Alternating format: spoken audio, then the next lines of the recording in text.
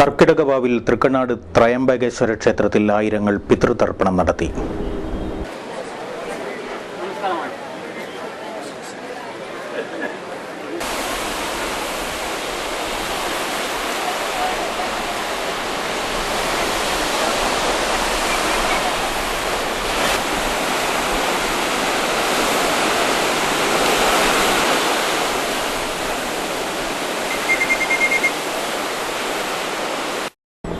പുലർച്ചെ 5 മുതൽ തൃക്കണ്ണാട് ക്ഷേത്രത്തിൽ പിതൃതർപ്പണ ചടങ്ങുകൾ ആരംഭിച്ചു.